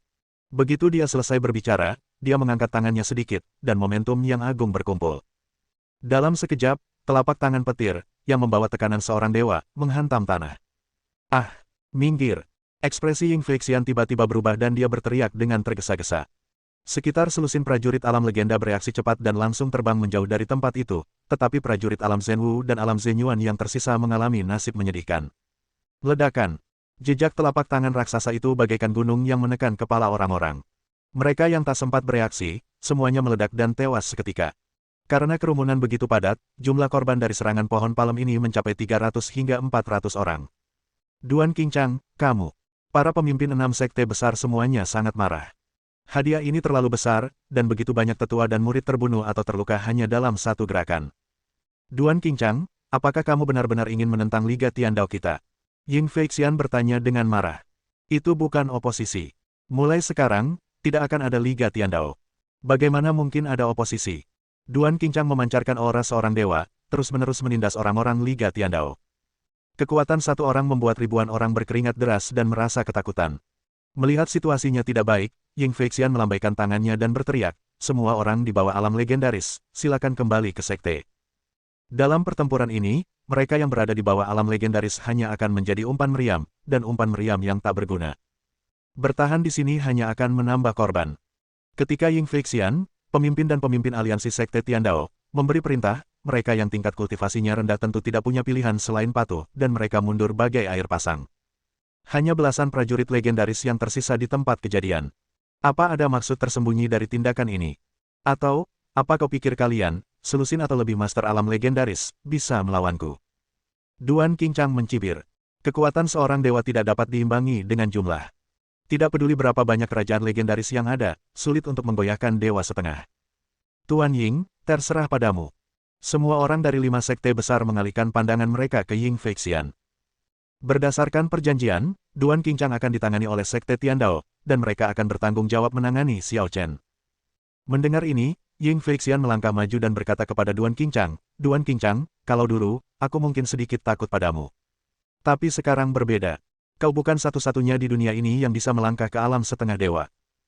Di tengah ekspresi curiga orang banyak, Ying Feixian sekali lagi berteriak keras kepada sekte itu, Tetua Agung, tolong muncul dan bantu Sekte Tiandao kita melawan musuh asing. Apakah sekarang giliranku? Suara acuh tak acuh terdengar, dan semua orang terkejut melihat lingkaran cahaya warna-warni tiba-tiba muncul di Sekte Tiandao. Di dalam lingkaran cahaya itu, sosok yang tak terduga, seperti Duan Qingchang, melangkah ke udara. Pria ini tampak berusia 70-an, dan tampak sangat tua, tetapi ia dipenuhi dengan aura misterius yang sulit dipahami. Alam setengah dewa. Duan Qingchang tak dapat menahan diri untuk mengerutkan kening ketika melihat sosok itu. Benar-benar ada dewa setengah tersembunyi di dalam Sekte Tiandao. Ah, apakah dia seorang ahli di alam setengah dewa? Orang-orang dari 5 sekte besar tidak dapat merasakan aura lelaki tua itu, tetapi ketika mereka mendengar Duan Qingchang mengatakan ini, hati mereka langsung membara. Duan Qingchang tentu saja tidak perlu berbohong. Jika dia mengatakan orang ini adalah manusia setengah dewa, maka orang ini pasti manusia setengah dewa. Jika seorang dewa menyembunyikan auranya, hanya dewa lain yang dapat merasakannya. Yang lain hanya akan merasakan auranya yang tak terduga, tetapi tidak akan mampu mendeteksi wilayah spesifiknya. Guru Ying, mengapa Anda tidak memberitahu kami sebelumnya bahwa Sekte Tiandao Anda memiliki seorang dewa? Benar sekali. Dengan bantuan para dewa setengah dewa yang kuat dan begitu banyak dari kita, mengapa kita harus takut pada mereka? Aku tidak khawatir dengan apapun. Guru Ying, mohon maaf atas konflik bahasa saya sebelumnya. Orang-orang dari 5 sekte utama semuanya tampaknya menyalahkan Ying Feixian sekarang, karena Ying Feixian lah yang menyeret mereka ke dalam masalah ini. Tetapi sekarang setelah mereka mengetahui bahwa Sekte Tiandao memiliki dewa setengah yang kuat, sikap mereka pun langsung berubah. Tidak, ini salahku karena tidak menjelaskannya dengan jelas sebelumnya. Aku membuat kalian semua khawatir. Kata Ying Feixian sopan, tapi Tetua Agung juga baru saja mencapai tingkat setengah dewa. Saat dia mendengar bahwa Duan Qingchang telah mencapai terobosan dan menjadi dewa setengah di keluarga Luo, dia ketakutan setengah mati. Baru setelah dia kembali ke Sekte Tiandao untuk berkonsultasi dengan Tetua Agung, dia mengetahui bahwa Tetua Agung juga baru saja memasuki alam setengah dewa. Dia tahu bahwa setelah Xiao Chen dan Duan Qingchang menghancurkan keluarga Luo dan Kai, mereka pasti akan beralih ke Sekte Tiandao, jadi dia mengadakan konferensi Tiandao lagi untuk menggabungkan kekuatan untuk melawan Duan Qingchang dan Xiao Chen. Jika Tetua Agung dan Duan Qingchang bertarung seri, bukankah selusin prajurit alam legenda yang tersisa akan lebih dari cukup untuk menghadapi Xiao Chen? Jadi begitu, senior dari Sekte Tiandao ini sungguh tak terduga. Dia telah menembus alam setengah dewa dalam hidupnya. Masa hidupnya bisa diperpanjang setidaknya beberapa dekade, dan potensinya mungkin bahkan lebih besar. Ya, ini adalah berkah besar bagi Liga Tiandao kita. Para master legendaris dari 5 sekte utama berubah menjadi penjilat saat ini, menyanjung para master tanpa henti dan mengatakan kata-kata apapun yang dapat mereka pikirkan yang kedengarannya bagus. Oke, berhenti bicara omong kosong. Tetua Agung Sekte Tiandao berkata dengan dingin, dengan musuh yang kuat di depan kita, kau masih punya energi untuk mengalihkan perhatianmu. Seperti yang diajarkan senior kita, mari kita, Liga Tiandao, bersatu dan melawan musuh bersama-sama. Kemunculan seorang dewa setengah dewa sangat meningkatkan moral Liga Tiandao. Tetua Agung mengabaikan yang lain dan memusatkan seluruh perhatiannya pada Duan Qingchang. Ia mendesah, aku, Guo Huai, berusia lebih dari 140 tahun ini. Aku bangga dengan bakat bela diriku yang luar biasa dan baru saja mencapai alam setengah dewa. Kau belum genap 50 tahun, tapi kau bisa mengejarku. Sungguh luar biasa. Meskipun kini ia sudah tua, ia masih penuh semangat dan vitalitas di masa mudanya. Ia adalah yang terbaik di antara teman-temannya dan dipuji sebagai seorang jenius yang langka. Namun, dibandingkan dengan Duan Qingchang, dia merasa pencapaiannya sebelumnya sama sekali tidak berarti, bahkan sedikit memalukan. Kau yakin aku hanya mengejarmu? Duan Qingchang menatap Guo Huai dan berkata, hanya karena kita berdua dewa, bukan berarti kekuatan kita sama. Haha, kau muda dan kuat, tapi aku berpengalaman. Lagi pula, ini tanah kelahiranku, dan 6 sekte utama aliansi Dao Surgawi berdiri di belakangku. Kau tak punya peluang untuk menang. Lalu kenapa kamu masih ngomong-ngomong kosong? Kita lihat saja apa yang sebenarnya terjadi. Duan Qingchang tidak mau bicara banyak dan ingin segera bertarung. Raungan panjang terdengar, menggetarkan langit. Kekuatan setengah dewa muncul, menguasai langit dan bumi. Melihat hal ini, Guo Huai menatapnya dengan dingin, dan tidak mau kalah, dia membalas dengan kekuatan seorang dewa. Ledakan. Kedua kekuatan setengah dewa bertemu untuk pertama kalinya, memicu pertempuran setengah dewa yang belum pernah terjadi sebelumnya di dunia seni bela diri. Bab 338. Di luar Sekte Tiandao, ada pertempuran antara para dewa. Tetua Agung Sekte Tiandao, Guo Huai, berhadapan dengan naga jiwa naga biru Duan Qingchang. Dalam konfrontasi yang dahsyat, langit runtuh dan bumi terbelah dalam sekejap. Ini pertarungan antar dewa. Kita sama sekali tidak bisa ikut campur. Di lapangan, semua orang sangat terkejut. Akibat dari pertempuran para dewa membuat mereka merasakan penindasan yang belum pernah terjadi sebelumnya, dan tulang-tulang mereka gemetar dan berderit di mana-mana. Sungguh benar-benar ada jurang yang tak terjembatani antara manusia dan dewa. Kita tidak bisa ikut campur dalam pertarungan mereka berdua. Saat Ying Feixian berbicara, tatapannya beralih dari mereka berdua dan jatuh pada Xiao Chen dan Xiao Yingsui yang berada di luar medan perang. Semuanya, selagi Tetua Agung melawan Duan Qingchang, kita bisa mengalahkan Xiao Chen itu. Mungkin kita bahkan bisa membuat Duan Qingchang menyerah. Karena Xiao Chen adalah Kaisar Naga, Duan Qingchang posisinya lebih rendah daripada Xiao Chen, jadi dia pasti mengkhawatirkan nyawa Xiao Chen. Jika kita menangkap Xiao Chen, kita bisa mengancam Duan Qingchang. Mendengar ini, para master dari 5 sekte utama saling berpandangan dan mengangguk. Jika Sekte Tiandao menangani Duan Qingchang sesuai instruksi, maka mereka tentu harus berupaya menangani Xiao Chen. Hati-hati. Meskipun orang ini masih muda, dia bukan orang biasa yang bisa menjadi Kaisar Naga. Dilihat dari pertempuran yang menghancurkan Sekte Xiang, kekuatannya mungkin telah mencapai tahap akhir alam legendaris, atau bahkan puncak alam legendaris. Berapa umurnya? Kenapa dia begitu jahat? Sekarang bukan saatnya membahas ini. Kita punya lebih banyak orang, jadi seharusnya tidak sulit untuk menjatuhkannya. Ayo kita lakukan dengan cepat dan tegas. Baiklah, mari kita lakukan bersama. Lebih dari 10 kultivator alam legenda mencapai konsensus dan mengambil tindakan pada saat yang sama, bergegas menuju Xiao Chen bersama-sama. Tetapi pada saat ini, tubuh Xiao Chen tiba-tiba dipenuhi dengan ribuan energi pedang, membentuk formasi pedang di lapangan, membungkus dia dan Xiao Yingsui. Begitu lebih dari selusin penguasa alam legendaris melangkah memasuki wilayah itu, mereka langsung diserang oleh ribuan energi pedang. Tidak, mundur. Prajurit alam legenda tahap akhir yang paling kuat di antara mereka menyadari kedalaman tak terduga dari formasi pedang domain, dan bergegas memanggil semua orang, menjaga jarak dari Xiao Chen. Ada yang aneh dengan formasi pedangnya. Jangan bertindak gegabah. Memang, saat itu, rasanya seperti satu kaki melangkah ke gerbang neraka. Kata seorang tetua Sekte Feixue yang berada di tahap tengah alam legenda dengan rasa takut yang masih tersisa. Untungnya, energi pedang Xiao Chen memang dirancang untuk melindunginya. Selama ia mengalahkan musuh, ia tidak akan mengejar mereka. Kalau tidak, mereka akan terjebak dalam pertempuran yang sulit. Bagaimana mungkin? Aku sama sekali tidak melihatnya melakukan gerakan apapun untuk membentuk atau mempertahankan formasi pedang. Seolah-olah energi pedang muncul secara spontan dan formasi pedang terbentuk dengan sendirinya. Menghadapi formasi pedang yang tidak dapat diprediksi, lebih dari selusin prajurit alam legendaris berada dalam kebuntuan dan tidak berani mendekat dengan gegabah. Kalau dia benar-benar merasakan adanya bahaya dan tenaga pedangnya keluar secara otomatis membentuk formasi pedang untuk melindungi tubuhnya, maka sampai tingkat mengerikan apa kemampuan pedang Xiao Chen itu. Mungkinkah dia juga telah memasuki alam setengah dewa? Sebuah pikiran buruk muncul di benak seseorang. 2 dewa setengah. Pada saat ini, Xiao Chen tampaknya akhirnya mengalihkan pandangannya dari pertarungan antara Duan Qingchang dan Guo Huai ke para master dari 5 sekte besar. Ia berkata dengan nada tenang, kalian begitu cemas. Sayang sekali tidak menghargai pertarungan yang begitu hebat, kan? Ini. Sekitar selusin master alam legenda saling berpandangan, lalu mundur dan mundur ke sisi Ying Feixian. Tuan Ying, anak ini sangat aneh, situasinya tidak baik. Ying Feixian terdiam saat mendengar ini, kita sepakat sebelumnya bahwa 5 sekte utama tidak akan berkontribusi sama sekali. Tuan Ying, bukannya kita tidak mau membantu. Menurutku, kita harus fokus pada pertarungan senior Guo dulu. Lagi pula, orang itu tidak berniat ikut campur. Ya, selama Xiao Chen turun tangan, kami juga akan mengambil tindakan dan tidak akan membiarkannya ikut campur dalam pertempuran senior Guo. Orang-orang dari 5 sekte besar menjamin. Mendengar ini, Ying Feixian hanya bisa berkata tanpa daya, baiklah, semuanya, tetaplah waspada setiap saat dan jangan anggap remeh. Fokus kembali lagi pada pertempuran para dewa.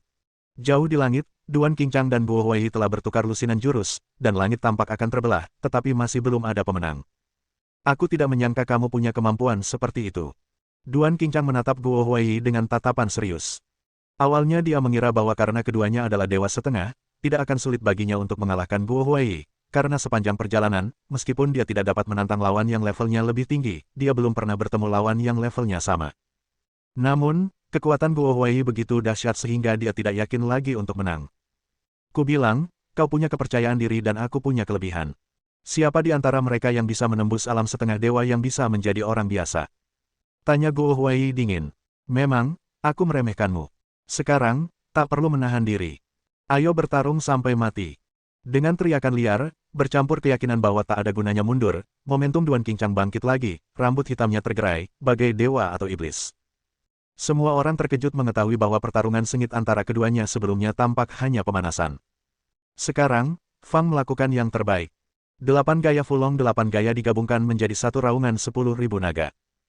Duan Qingchang menggunakan kekuatan dewa setengah, mengguncang dunia dengan segenap kekuatannya, dan menampilkan keterampilan unik Shen Yixian, 8 gaya menaklukkan naga.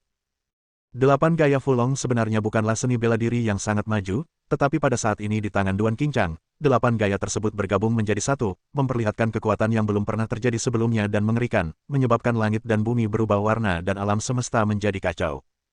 Kemudian, ribuan naga gila yang berubah bentuk dari ki bergegas keluar, membawa kekuatan runtuhnya langit dan bumi, dan menyerbu langsung ke arah Guo Huai.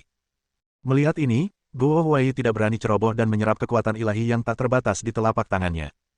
Gelombang dewa tidak bisa dihancurkan. Gelombang ilahi lautan ki membentuk penghalang yang tak terpecahkan untuk menahan serangan ribuan naga. Peng! Gerakan pamungkas saling beradu, semua naga terbunuh, dan Guo Huai juga terdorong mundur lebih dari 10 kaki oleh kekuatan tumbukan yang mengerikan. Langkah yang bagus. Guo Huai menenangkan ki dan darah yang tak teratur di tubuhnya dan memuji, kalau begitu aku harus membalas budi. Setelah mengatakan ini, Guo Huai menempelkan 2 jarinya, mengaktifkan kekuatan sucinya, dan benar-benar menyebabkan arus udara langit dan bumi berubah. Teknik pedang, transformasi bintang. Niat pedang yang mencengangkan menyeruak keluar, dan di antara aliran angin dan perubahan air, badai energi pedang berevolusi menjadi bintang-bintang terang, dan bergerak menuju Duan Qingchang. Duan Qingchang mengulurkan tangannya dan menyentuhnya, dan terkejut saat mendapati bahwa energi pedang itu menyebar luas dan benar-benar menembus pertahanannya, meninggalkan beberapa bekas luka kecil di lengannya. Duan Qingchang terluka. Orang-orang dari Sekte Tiandao dan 5 sekte besar lainnya semuanya terkejut dan gembira. Baru saja Duan Qingchang berhasil memukul mundur Guo Huai, dan mereka masih merasa khawatir, namun Guo Huai langsung membalas Duan Qingchang dengan jurus uniknya, meninggalkan bekas luka pada Duan Qingchang. Jika kita terus seperti ini, kita seharusnya bisa menang. Bagaimana? Apa kau suka trikku?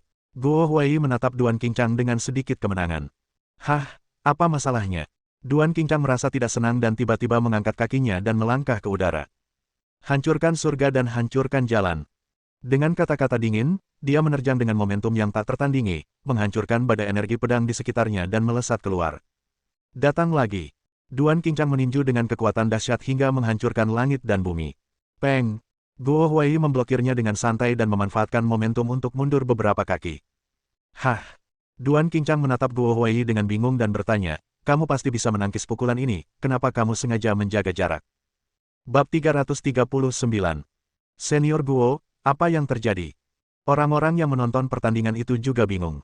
Seperti yang dikatakan Duan Qingchang, pukulannya bukanlah gerakan yang kuat.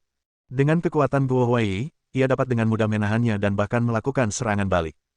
Mengapa kita harus memanfaatkan situasi untuk menarik diri dan menjaga jarak?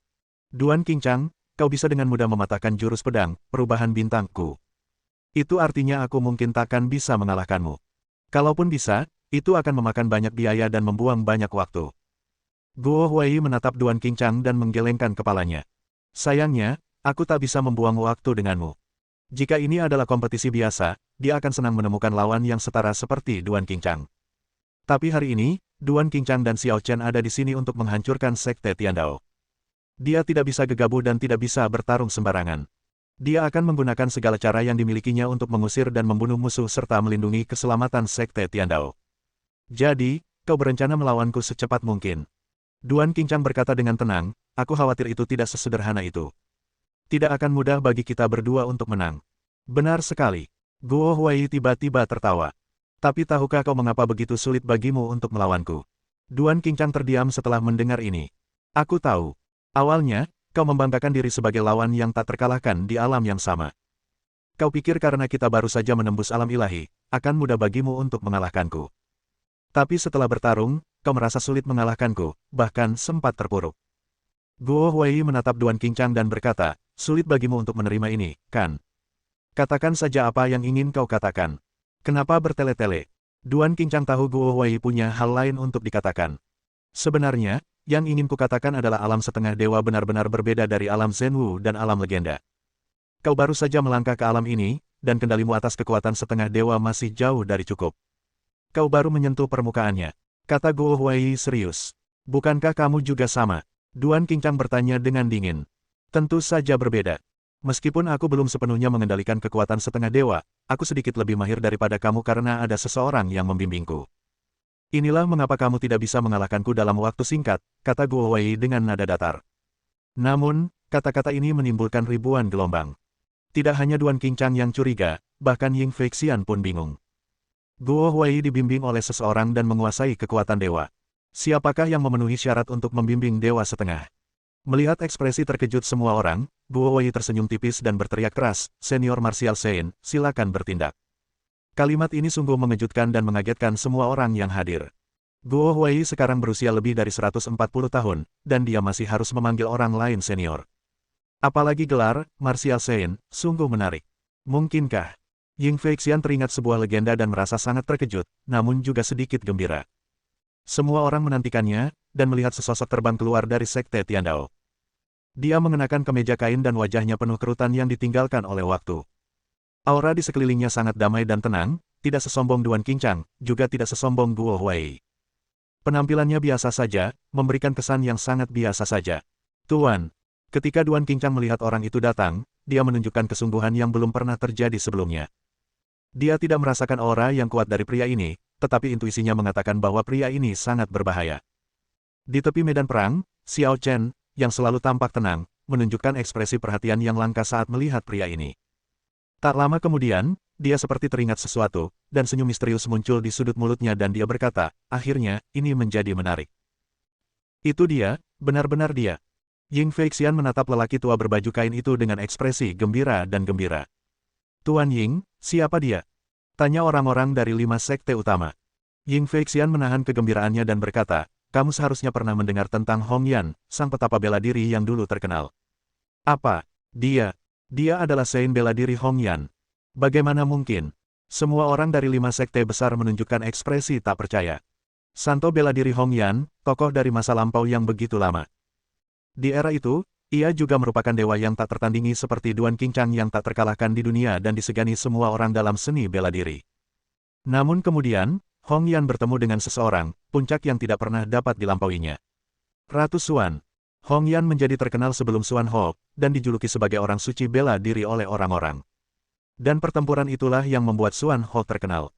Pada saat itu, Ratu Xuan yang muda dan cantik menaklukkan Hong Xuan dengan kekuatan absolut dan pesona pribadinya, menjadi pemimpin seni bela diri baru di Tiongkok dan mengawali era mistisnya sendiri. Bagaimana mungkin itu adalah petapa bela diri Hong Yan? Bukankah ada rumor bahwa dia menghilang bersama Ratu Xuan? Ya, sejak Mahaguru Hong Yan dikalahkan oleh Ratu Xuan, dia selalu mengikuti Ratu Xuan. Ketika Ratu Xuan tiba-tiba menghilang, Hong Yan juga ikut menghilang bersamanya. Jadi Hong Yan bersembunyi di Sekte Tiandao Mu. Mendengar ini, Ying Feixian menggelengkan kepalanya dan berkata, Hong Yan tidak ada hubungannya dengan Sekte Tiandao kita. Dia hanya punya hubungan pribadi dengan tetua tertinggi. Kali ini, seharusnya tetua tertinggi yang datang dan memintanya untuk membantu. Oke, sekarang aman. Dengan adanya senior Martial Saint di sini, apa yang bisa Duan Qingchang dan Xiao Chen lakukan? Orang-orang dari 5 sekte besar sangat bersemangat. Baru saja menyaksikan formasi pedang pelindung Xiao Chen, mereka awalnya khawatir jika Duan Qingchang dan Xiao Chen bergabung, situasinya akan tidak menguntungkan bagi mereka. Sekarang, dengan 2 dewa setengah, Wu Sheng dan Guo Huai, mereka bisa merasa tenang. Hong Yan berjalan di kehampaan dan berkata kepada Guo Huai, Huai, ini terakhir kalinya aku membantumu. Mulai sekarang, kita impas. Guo Huai berkata dengan nada hormat, Senior Wu Sheng, Anda telah membalas budi atas kebaikan sederhana itu. Sayalah yang selalu berutang banyak budi kepada Anda, dan saya sungguh malu. Hong Yan melirik Guo Huai dan tidak berkata apa-apa lagi. Ia berbalik menghadap Duan Qingchang dan berkata dengan acuh tak acuh, aku di sini hanya untuk membantu Sekte Tiandao menyelesaikan krisis hari ini. Belum terlambat bagimu untuk mundur sekarang. Ini bukan diskusi, tetapi saran. Jelaslah, Hong Yan memiliki keyakinan penuh terhadap kekuatannya sendiri. Bahkan seseorang sekuat Duan Qingchang tampaknya tidak ada di matanya. Maaf, King Long tidak bisa mundur karena aku punya misi yang harus diselesaikan. Menghadapi musuh yang luar biasa kuatnya, Duan Qingchang tetap teguh dalam hatinya. Pria pemberani tidak takut dan tidak akan pernah mengakui kekalahan. Bagus sekali. Hong Yan berdiri dengan tangan di belakang punggungnya dan berkata dengan tenang, kamu juniornya, kamu duluan. Saat ini, Duan Qingchang tidak lagi mempedulikan apapun. Begitu dia bergerak, itu adalah gerakan yang tak tertandingi. Lihatlah ke bawah ke alam semesta dan guncangkan dunia. Dengan teriakan tiba-tiba, kekuatan Dewa Setengah itu mengembun menjadi pedang raksasa yang dapat membelah langit dan menebas ke arah Hong Yan. Melihat hal ini, Hong Yan menggelengkan kepalanya berulang kali, seolah-olah dia benar-benar meremehkan tindakan habis-habisan Duan Qingchang. Kemudian, dia mengangkat tangan kanannya sedikit, seolah-olah menarik kekuatan alam tak berujung dari langit dan bumi. Merusak. Itu hanya satu kata sederhana, tetapi begitu dahsyat hingga mengguncang langit. Ledakan. Sebelum Duan Qingchang dapat memadatkan pedang raksasa yang telah dipadatkannya dengan seluruh kekuatannya, pedang itu diblokir oleh kekuatan tak terlihat dan meledak. Pada saat yang sama, kekuatan serangan balik yang kuat datang. Peng! Duan Qingchang tersambar petir dan terlempar secara horizontal. Bab 340. Adegan mengejutkan itu membuat semua orang yang hadir terbelalak lebar. Meskipun semua orang tahu bahwa Martial Saint Hong Yan sangat kuat, ini terlalu keterlaluan saat ini. Duan Qingchang merupakan sosok yang sangat kuat, sehingga ketika ia menggunakan jurus pamungkasnya, bukan saja Hong Yan yang mematahkan jurus itu dengan mudah, ia juga terhempas tanpa perlawanan apapun. Alam setengah dewa tidak sesederhana yang kau bayangkan. Kau baru saja menerobos ke alam setengah dewa dan belum memiliki akumulasi dan presipitasi yang cukup. Kau tampak terlalu gemuk dan berlebihan. Kau butuh transformasi sebelum kau benar-benar bisa melawanku. Hong Yan memberi kuliah pada Duan Qingchang seakan-akan dia sedang mengajar generasi muda. Namun, Duan Qingchang memang hanya bisa dianggap juniornya.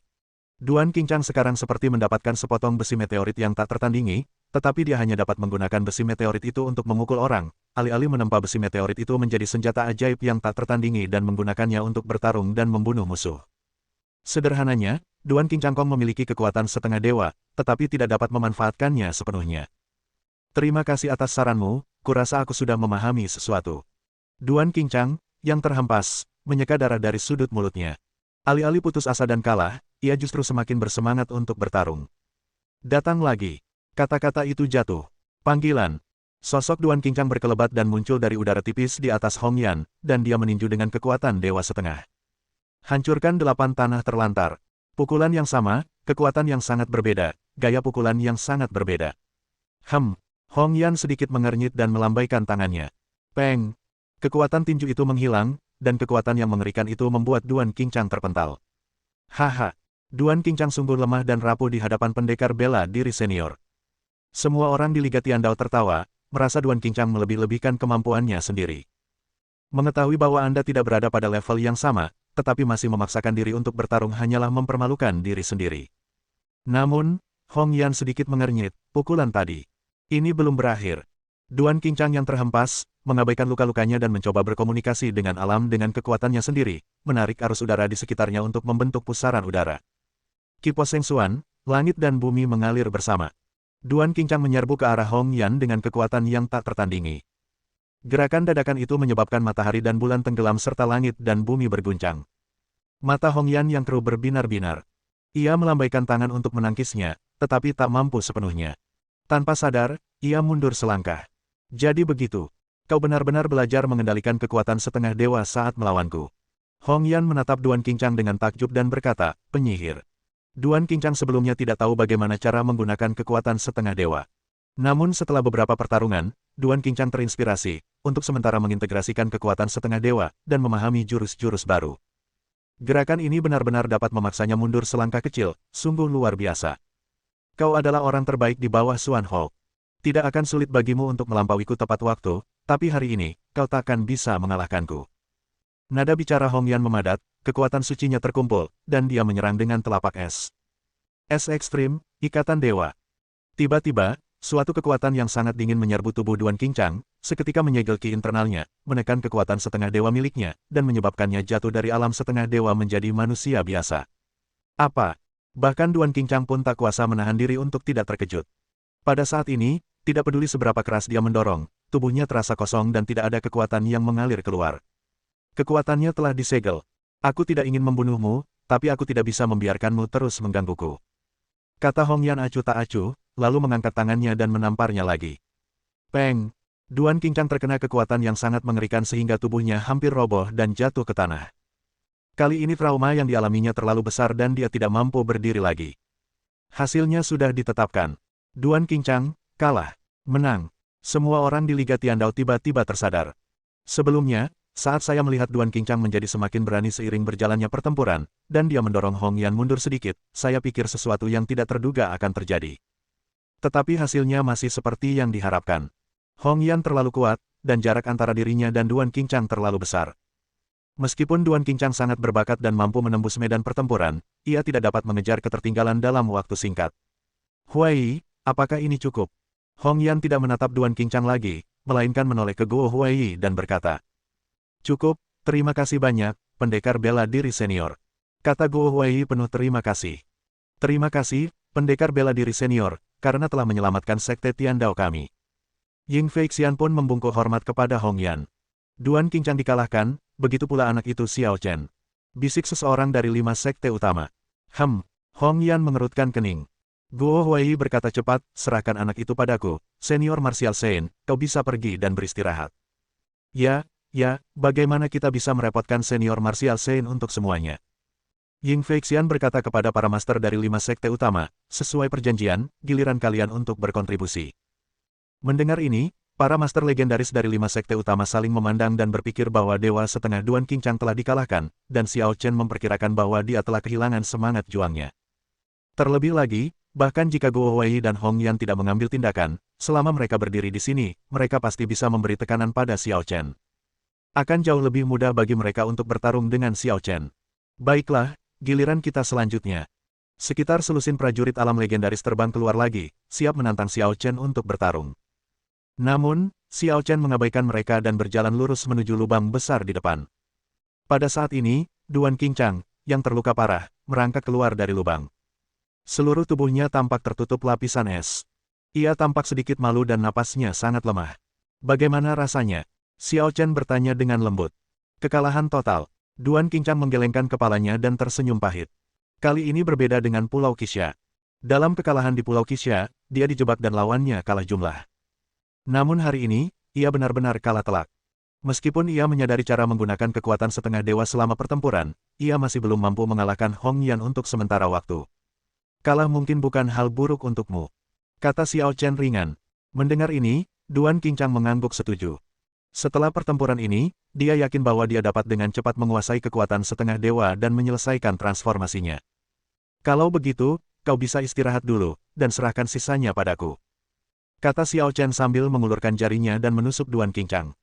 Dalam sekejap, embun beku yang mengembun di tubuh Duan Qingchang dengan cepat mencair dan menghilang, dan energi sejati serta kekuatan suci yang tersegel di tubuhnya juga cepat pulih, dan kekuatannya terus melonjak. Terima kasih, Kaisar Naga. Duan Qingchang menghela napas lega. Mengetahui sedikit tentang kemampuan Xiao Chen, ia tidak terlalu terkejut. Tidak seorang pun dapat menebak apa yang mampu dilakukan Xiao Chen. Meskipun dia sekarang telah mencapai tingkat setengah dewa, dia masih merasa bahwa Xiao Chen seperti lautan luas, tidak terduga. Namun, Duan Qingchang tidak terkejut. Hong Yan, yang awalnya berencana mundur, terkejut dan tertegun ketika melihat pemandangan ini. Bagaimana itu mungkin? Dia tidak ingin Duan Qingchang mengganggunya lagi, jadi dia menggunakan kekuatan es untuk menyegel kekuatan Duan Qingchang. Awalnya, kekuatan es ini cukup untuk menjebak Duan Qingchang selama sebulan, mencegahnya menggunakan energi aslinya. Namun saat ini, pemuda itu benar-benar melepaskan kekuatan esnya hanya dengan satu jari. Bagaimana ini bisa terjadi? Bersambung.